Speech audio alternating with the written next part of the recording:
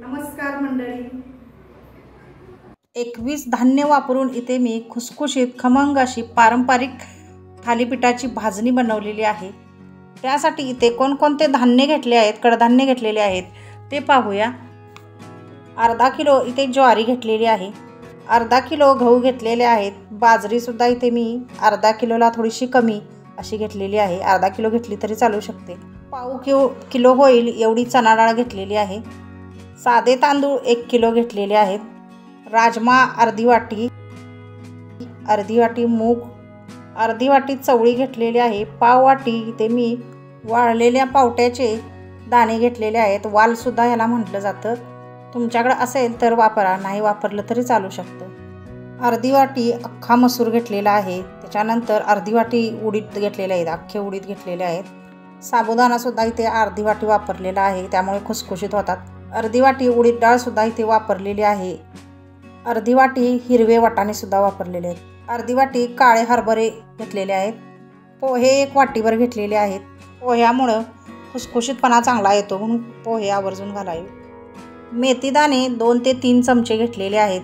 1 छोटी वाटी भरून जिरे घेतलेले आहेत. 1 छोटी वाटी भरून धने घेतलेले आहेत आणि 2 हळकुंडसुद्धा इथे वापरलेली आहेत. चला तर हे सर्व जिन्नस आता आपण छान भाजून घेऊया खमंग अगदी. इथे पहिल्यांदा मी सगळ्यात आधी गॅसवरती बिडाचा तवा ठेवलेला आहे. खोलगट तवा आहे हा. तवा तापल्यानंतर गॅस मध्यम करायचा आणि भाजणी भाजायला सुरुवात करायची. सगळ्यात आधी इथे मी मटकी भाजून घेणार आहे. मग अशी मटकी साहित्यामध्ये दाखवायची राहून गेली म्हणून मी सगळ्यात आधी मटकी भाजायला घेतलेली आहे. ही बघा इथे अशी खमंग भाजून घ्यायची. एका परातीमध्ये स्वच्छ कापडा हंतरून घ्यायचा आणि त्यामध्ये भाजलेली सगळी भाजणी आपण टाकत राहायचं. बघा इथे मटकी अशा पद्धतीने मी सगळे भाजणी काढून घेणार आहे. इथे मी काही जिन्नस एकत्र भाजणार आहे तर काही वेगवेगळे भाजणार आहेत. तर एकत्र कोणकोणते भाजणार आहे तेही पाहूया.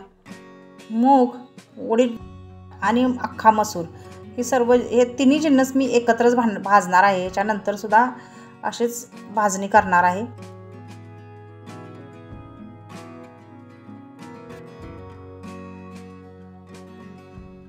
त्याच्यानंतर हरभरे, चवळी आणि हिरवे वाटाणे, राजमा आणि वाल म्हणजे पावट्याचे वाळलेले दाणे हे एकत्र भाजून घेणार आहे. सगळं भाजत असताना गडबड करायची नाही, एकदम छान अशी खमंग भाजली पाहिजे.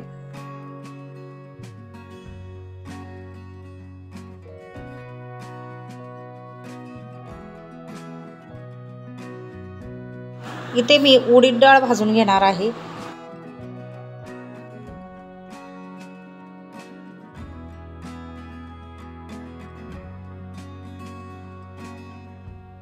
तर इथे हरभरा डाळ सुद्धा मी भाजून घेणार आहे. बघा इथे. त्याच्यानंतर बाजरी इथे आपण भाजून घ्यायची आहे. बघा इथे छान असं भाजून घ्यायचं. सर्व जिन्नस चांगले भाजले की भाजणी सुद्धा खूप छान होते, त्यामुळे आपले थालीपीठ खमंग होतात एकदम.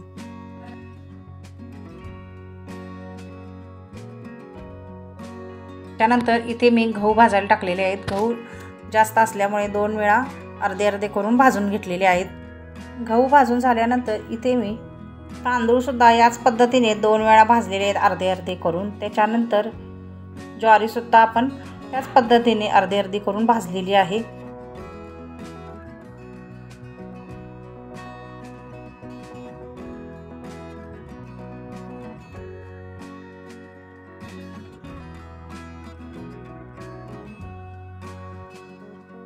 इथे शाबूसुद्धा छान असा भाजून घ्यायचा फुलेपर्यंत. बघा इथे किती छान फुलतो.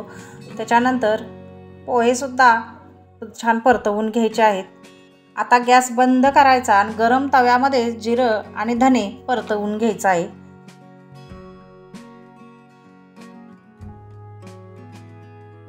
बघा इथे 1 मिनिटभर गरम तव्यामध्ये परतवलं तरी छान भाजलं जातं. हे सर्व परातीमध्ये बघा इथे काढून घेतलेलं आहे भाजणी. गरम भाजणीवरतीच मेथीदाणे टाकायचे आहेत. मेथीदाणे भाजण्याची काही गरज नाही, गरम भाजणीवरतीच टाकले तरी छान कुरकुरीत होतात. भाजणी थंड झाली की मिक्स करून घ्यायची अशी छानपैकी. त्याच्यानंतर आपण जे 2 हळकुंड घेतलेली होती ती खलबत्त्यामध्ये तुकडे करून घेतलेली आहे. बघा फोडून घेतलेली आहे आणि ती सुद्धा ह्या भाजणीमध्ये टाकायचे आहे आणि मिक्स करायचे आहेत. अशा पद्धतीने जर भाजणी तुम्ही करून ठेवाल तर मुलांना पौष्टिक थालीपीठं खायला मिळतील. तर मैत्रिणींनो, आजची रेसिपी कशी वाटली कमेंट करून नक्की सांगा. चॅनलला अजून सबस्क्राईब केलं नसेल तर प्लीज चॅनलला सबस्क्राईब करा, लाईक करा. व्हिडिओ शेवटपर्यंत पाहिल्याबद्दल धन्यवाद.